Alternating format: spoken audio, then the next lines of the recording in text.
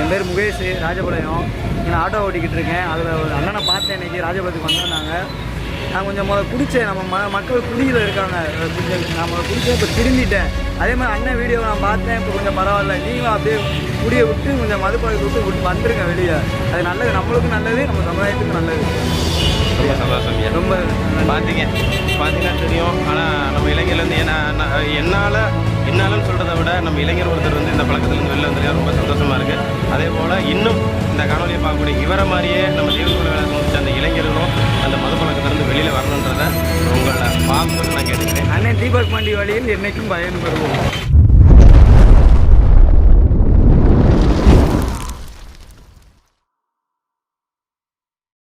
என்னுடைய செயலும் சிந்தனைகளும் இந்த சமூகத்துக்கு பயனுள்ளதாக இருக்குன்னு நினைக்கிறவங்க மட்டும் இந்த மூவேந்தர் மீடியாவை சப்ஸ்கிரைப் பண்ணிவிட்டு பெல் ஐக்கான் ஆல் கொடுத்து வந்து ஃபாலோ பண்ணிக்கோங்க. மூவேந்தர் மீடியாவுக்கு உதவணும்னு நினைக்கிற உறவுகள் கீழே கொடுக்கப்பட்டுள்ள வாட்ஸ்அப் நம்பருக்கு தொடர்பு கொள்ளுங்கள். நன்றி. உறவுகள் அனைவருக்கும் வணக்கம். நான் தினேஷ் மல்லர். இந்த காணொலி எதற்காக அப்படின்னா, ஜனவரி 10 என்றாலே தமிழர் தேசிய போராளி தேவேந்திரகுல வேளாளர் கூட்டமைப்பின் நிறுவன தலைவர் அண்ணன் மாவீரன் திரு சி. பசுபதி பாண்டியனார் அவர்களுடைய நினைவு தினம். இந்த ஆண்டு 2025 13ஆம் ஆண்டு நினைவு தினம்.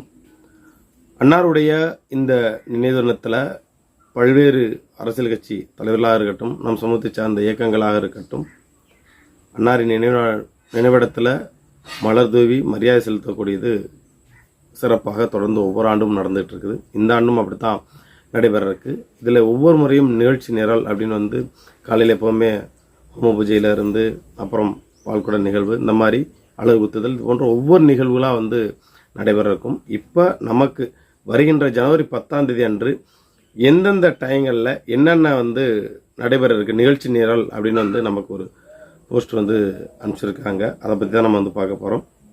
அதாவது காலை 6 மணிக்கு வந்து பார்த்திங்கன்னா ஹோம அலங்கார தீபாராதனை குடும்பத்தார் சார்பாக வந்து சிறப்பு பூஜை வந்து நடத்தப்படுது.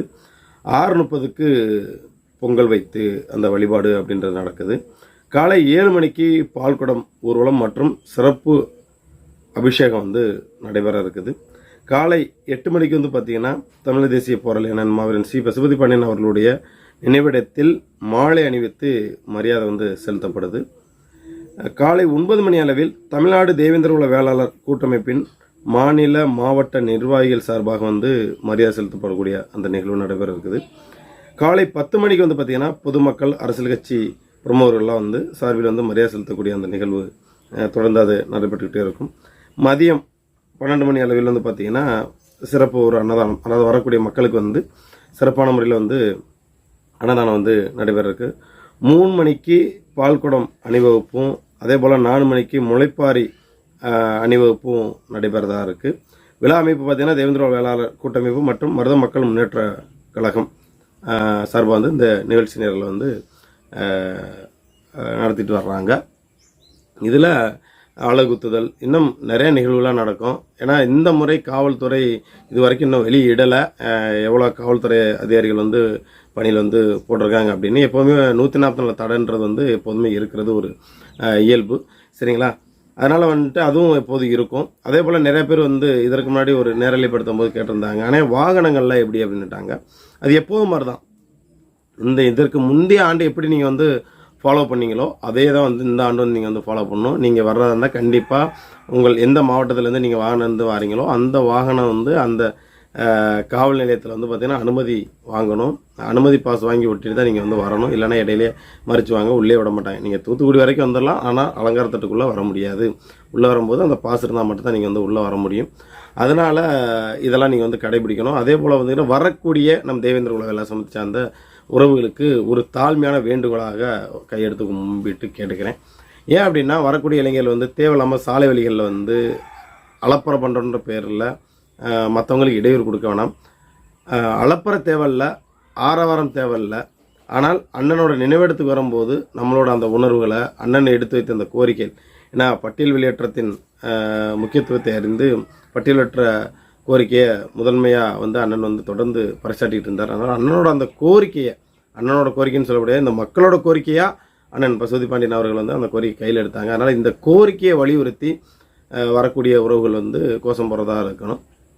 ஆனால் பொதுமக்களுக்கு இடையூறு இருக்கக்கூடாது. அதே போல் மாற்று சமூகங்கள் இருக்கக்கூடிய இடங்களில் வந்து அது எந்த சமூகமாக இருந்தாலும் சரி, அந்த சமூகங்கள் இருக்கக்கூடிய இடங்கள் வந்து தேவையற்ற கூச்சலிடுவது, வசனங்கள் பேசுவது, அதே போல் மற்ற தலைவர்களை பழிக்கு பழி எடுப்போம் அது இதுன்னு. ஏன்னா ஒவ்வொரு இடம் பார்த்தீங்கன்னா கரெக்டாக அண்ணனோட நினைவிடத்துக்கு வரும்போது மட்டும் ஒரு சில குறிப்பிட்ட பேர்களை சொல்லி தேவையில்லாத சில விஷயங்கள்லாம் பண்ணுறீங்க. ஏன்னா அந்த டைங்கெல்லாம் நம்ம வந்து நேரலைப்படுத்திட்டு இருப்போம். அதெல்லாம் தேவையில்லாத வழக்கில் வந்து நமக்கு தேவை கிடையாது. அதனால் வந்து சும்மா வந்து நம்ம அண்ணனோட நினைவிடத்துக்கு வர்றோமா, அண்ணனுக்கு மரியாதை செலுத்துகிறோமா, அதோட நம்ம கடந்து போகணுமே தவிர்த்து தேவையற்ற கோஷங்கள்லாம் வந்து இருக்கக்கூடாது அப்படின்றத ஒரு அன்பான வேண்டுகோளாக வந்து வச்சுக்கிறேன்.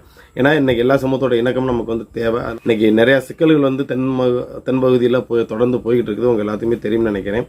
குறிய இந்த ஒரு ஒன்றரை வருடங்களாக வந்து தொடர்ந்து மாற்றி படுகொலைகளானது வந்து தொடர்ந்து அரங்கேறிக்கிட்டு இருக்குது. ஸோ அதனால் வரக்கூடிய நம் தேவேந்திர குல வேளாளர் சமூகத்தை சார்ந்த உறவுகள் வந்து கவனமாக வர வேண்டும். அதே போல் காவல்துறை வந்து ஒவ்வொரு வழித்தடம் வந்து கொடுத்துருப்பாங்க. அந்த வழித்தடத்தில் வர வேண்டும். அவங்களோட சொந்த வாகனத்தில் தான் வர முடியும். டீ போர்டு வந்து கிடையாது. சரியாக வாடகை வாகனங்கள் வந்து அனுமதி கிடையாது. அதனால் வரக்கூடிய உறவுகள் வந்து கவனமாக பாதுகாப்பாக வந்து வரணும். அண்ணனோட நினைவிடத்துக்கு வர்றோம், அதாவது வந்து இப்படி வந்து அண்ணனுக்கு மரியாதை செலுத்த வரோம் அப்படின்னு வந்து பிற சமூகங்கள் வந்து அதை புரிஞ்சுக்கணும். நம்ம எப்போவுமே ஐயா இமானுவேல் சர்னரோட குருபூஜைக்கு வரும்போது நம்ம எப்படி சொல்கிறோமோ அதே தான் நம்ம இந்த முறையும் நம்ம சொல்கிறோம். ஏன்னா பிற சமூகங்கள் பார்த்தா வந்து முகம் வந்து சுளிக்கக்கூடாது. என்னடா அவங்க போகிறாங்க இப்படியெல்லாம் பண்ணுறாங்களே அப்படின்ற மாதிரி இருக்கக்கூடாது. ஸோ இவங்க இந்த நிகழ்வுக்கு போகிறாங்க, இவங்க போகிறதும் சரி வர்றதும் சரி, யாருக்கும் இடையூறு இல்லாமல் போவாங்க அப்படின்ற மாதிரி அந்த நல்ல பேரை நம்ம எடுக்கணும். அதுதான் நம்ம எந்த தலைவரை நோக்கி நம்ம போகிறோமோ அவங்களுக்கு பேரையும் புகழையும் பெற்றுக் கொடுக்கும். அதனால நம்மளோட அலப்பறை ஆரவாரெல்லாம் வந்து நம்ம பகுதிக்குள்ளே வந்ததுக்கப்புறம் அண்ணனோட நினைவிடத்துக்கு வந்ததுக்கப்புறம் அதெல்லாம் வச்சுக்கோங்க. ஏன்னா நீங்கள் எந்த மாதிரி விஷயங்கள்லாம் அண்ணனுக்கு வந்து உணர்வுபூர்வமாக இளைஞர்கள் வாரீங்களோ அதே போல் உங்களையும் பாதுகாத்து கொள்ளணும். சரிங்களா? தேவையற்ற வழக்கில் வந்து சிக்கிடக்கூடாது. நீங்கள் வாகனத்துக்கு வெளியே நின்று ஆட்டம் போட்டுட்டு வாரீங்க அப்படின்னா வந்து பார்த்திங்கன்னா அந்த வாகனங்கள் வந்து வழக்குகள் வந்து உள்ளாகும். அதனால் வந்து அவங்களும் வந்து பாதிக்கப்படுவாங்க. அதனால் வந்து வரக்கூடிய அந்த ஒரு நாள் வந்து பார்த்திங்கன்னா நம்ம யாருக்கும் தொந்தரவு இல்லாமல் அதே போல் நம்ம அண்ணனுக்கு நம்ம எந்த அளவுக்கு மரியாதை செலுத்துகிறோம் அப்படின்றதான் நமக்கு முக்கியம். இதுதான் பிற சமூகங்களிடையே வந்து போகும்போது ஒரு நல்ல மதிப்பை வந்து பெற்றுக் கொடுக்கும். அதனால் வந்து வரக்கூடிய உறவுகள் வந்து கொஞ்சம் கவனமாக வாங்க. தேவையற்ற வசனங்கள் வேண்டாம், தேவையற்ற கோஷங்கள் வேண்டாம். வரக்கூடிய இளைஞர்களுக்கு ஒரு அன்பான மெயினான வேண்டுகோள் வச்சுக்கிறேன். தயவு செஞ்சு மது அருந்தி விட்டு வராதிங்க அப்படின்றத கேட்டுக்கிறேன். அதே போல் கையிலே அணிந்து கொண்டு வராதிங்க. முடிஞ்சால் பேண்ட் சட்டை போடுங்க, இல்லைன்னா நம்மளோட பாரம்பரிய உடையான வேஷ்டி சட்டையில் வாங்க. சரிங்களா? தயவு செஞ்சு கையிலேயே வந்து அணிஞ்சிக்கிட்டு வர்றது அது வந்து தவறான ஒரு விஷயம். அதனால் வந்து அண்ணனோட நினைவிடத்துக்கு வரும்போது இந்த மாதிரியான விஷயங்கள்லாம் வேணாம். மெயினாக மது அருந்தி விட்டு வராதிங்க. ஏன் நம்ம வந்து தொடர்ந்து ஓயாமல் இதை நம்ம சொல்லிகிட்டே இருக்கோம் அப்படின்னா வந்து பார்த்திங்கன்னா நம்ம இளைஞரில் வந்து நல்வழிப்படணும் அப்படின்றக்காண்டி தான் இந்த விஷயத்தை வந்து சொல்கிறோம். உங்களுக்கு உதாரணத்துக்கு ஒரு வீடியோ நான் அதில் வந்து பதிவு செய்கிறேன், நீங்கள் பாருங்கள். அதாவது ஒரு தம்பி வந்து மதுப்பிரியராக தான் இருந்திருக்காப்புல. இப்போ நடக்கூடிய இந்த நிகழ்வுலாம் பார்க்கும்போது தன்னோட அந்த பழக்கத்துலேருந்து அந்த மதுவிலேருந்து வெளியே வந்துட்டு இன்றைக்கி ராஜபாளையத்தில் ஒரு ஆட்டோ வச்சு நடத்திட்டு இருக்கிறாப்புல. சரிங்களா?